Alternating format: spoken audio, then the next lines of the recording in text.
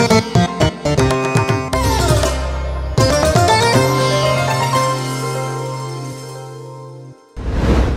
প্রিয়জনেরা, প্রভু যীশু খ্রিস্টের নামে সকলকে জানায় অভিনন্দন। কেমন আছেন আপনারা? ভালো আছেন তো?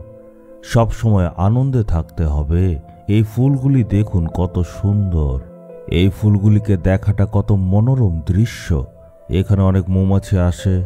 একইভাবে আপনি যদি চান মানুষ আপনার কাছে আসুক, আপনি প্রেম প্রকাশ করেন, আনন্দে থাকেন। আপনি যদি বলেন, ও আমি তো অনেক দুঃখে আছি, অনেক দুশ্চিন্তায় আছি, মুখ গোমরা করে যদি বসে থাকেন, কেউ আপনার কাছে আসবে না, কেউ কথাও বলবে না। মুখের মধ্যে উদাসীনতা নিয়ে যদি বসে থাকেন, আপনি কারোর জন্য আশীর্বাদের কারণ হবেন না। যেহেতু আপনি সবসময় অন্যদের জন্য আশীর্বাদের কারণ হতে হবে, ঠিক এই জন্যে এটা প্রয়োজন যাতে ঈশ্বরের থেকে আসা আশীর্বাদ আমরা দেখি। সকল ক্ষেত্রে আমাদের ঈশ্বর আমাদের আশীর্বাদ করেন। আজকে আমরা সেটার দিকেই ধ্যান দেব। আমরা এখন দেখব যাকব 1:5 কি লেখা।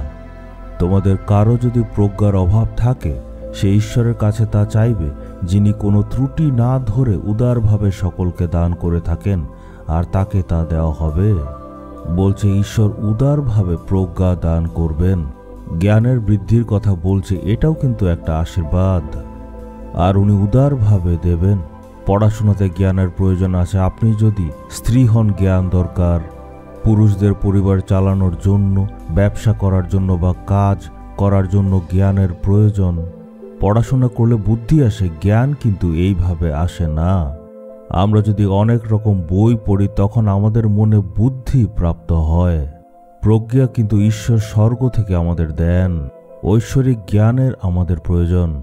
প্রজ্ঞা যদি থাকে, সকল জায়গায় সফলতা পাবেন। তখন পরিবারকে ভালোভাবে চালাতে পারবেন, ব্যবসাকে আপনি ভালোভাবে চালাতে পারবেন।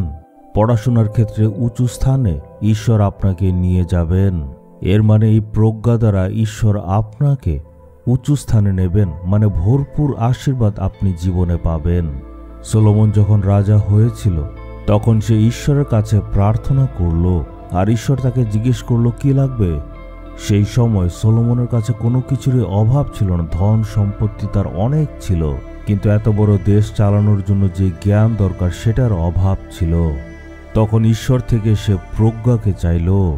ঈশ্বর এটা শুনে প্রসন্ন হলেন, আর সেই দেশের লোকদের ভালোভাবে পরিচালনা করার জন্য সলোমনকে ঈশ্বর প্রজ্ঞা দিলেন।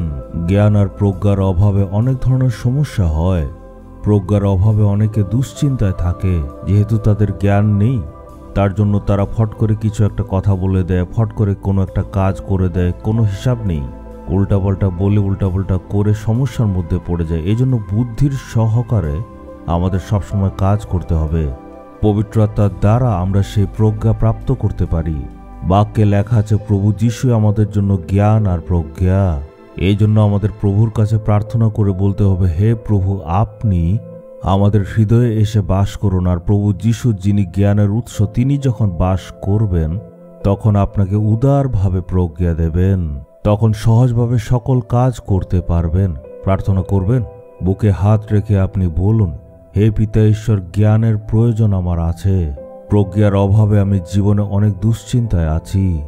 হে পবিত্র আত্মা, আজকে আমার জীবনে, আমার হৃদয়ে আপনি জ্ঞান দিন। আর প্রভু যীশু খ্রিস্ট, আপনি হচ্ছেন জ্ঞানের ঈশ্বর। আমার জীবনে যে সকল প্রজ্ঞার জন্য অভাব আছে, দুশ্চিন্তায় আছি, সেই সকল জ্ঞান আর প্রজ্ঞার অভাবকে আপনি মিটিয়ে দিন। আমার জীবনে উদারভাবে আপনি জ্ঞান দিন। প্রভু যীশুর নামে চাইলাম, আমেন, আমেন।